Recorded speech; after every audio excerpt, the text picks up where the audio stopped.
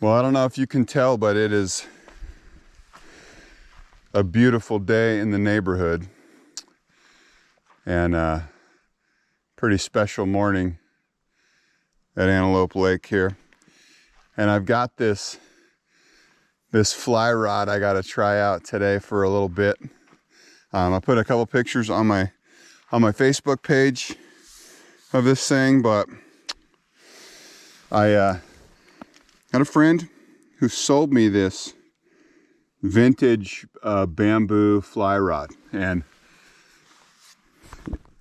as near as I can tell, it's from the late 40s or early 50s. The reel's a USA made Fluger reel that probably a little newer than that, maybe not a whole lot, but I told him that I would use it, so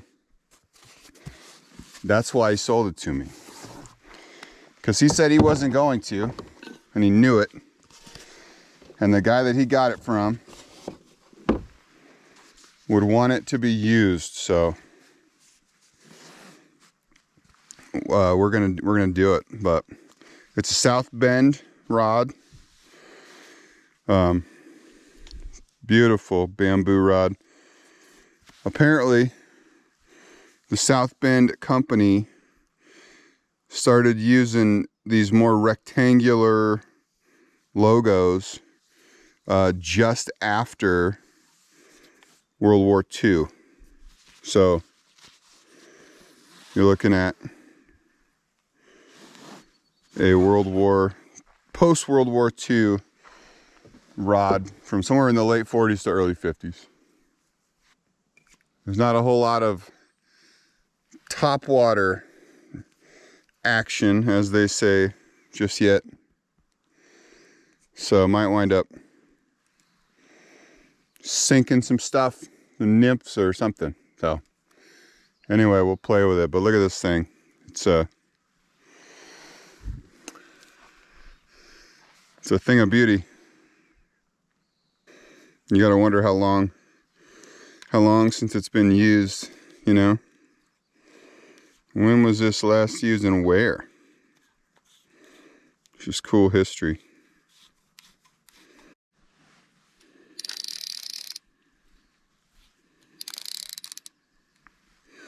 So I put some new line on it because what was on there was pretty vintage too. It wasn't anything super cool and valuable or anything, but it didn't look like it was gonna maybe hold.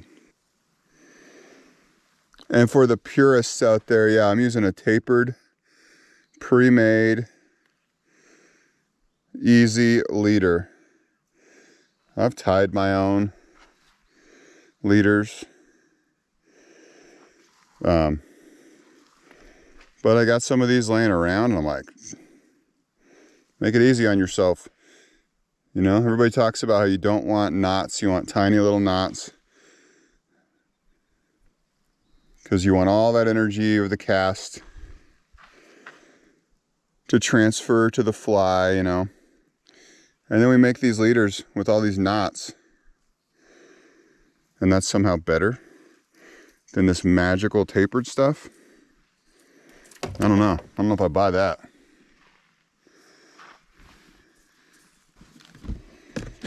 Here we go. What's hatching? Nothing. So there's all kinds of little flies up here at this lake, but I don't believe I'm seeing a whole lot of anything hatching. But I would love a rainbow trout on a dry fly from this thing. There we go, man. We will give it a whirl. I wonder if I should give it a whirl right here.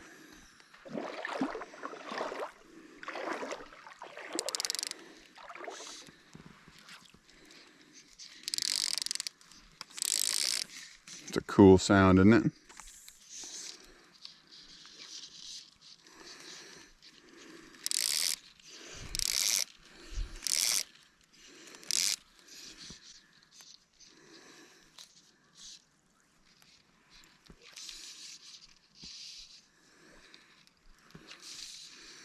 Still works. It casts. Oh yeah. There you go. The South Bend. There's good times ahead with this thing. All right, I gotta get this thing out on the kayak, man. That is just money. I'm telling you, this thing casts so smooth with this line. I'm very stoked. Very happy on the 5-weight choice so far. Just had a hit.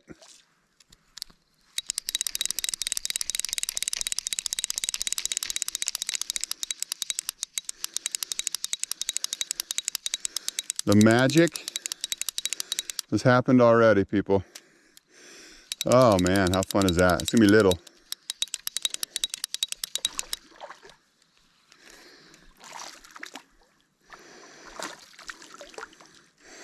We got ourselves a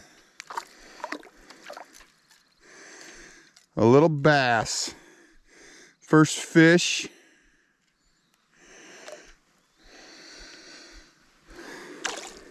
On the vintage South Bend rod. How cool. Let this guy out a little bit and get him off of there.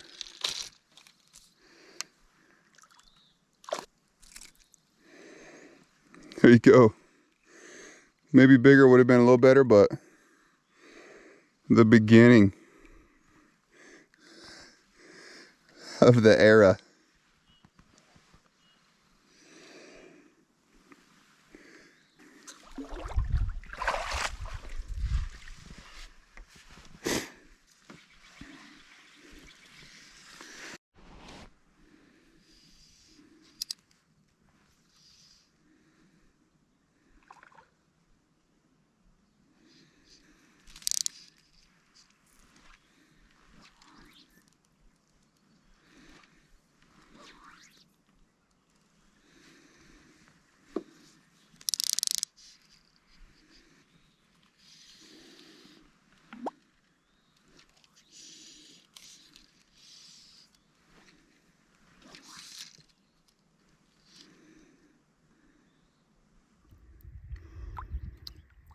Well, this is what I'm hoping to get on that antique rod here pretty quick.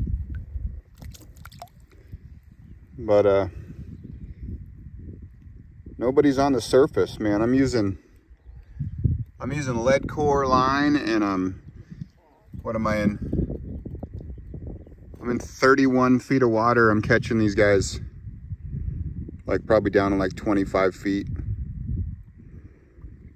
There's no bugs up here yet, but the fly fishing will just get better. Hang on, buddy.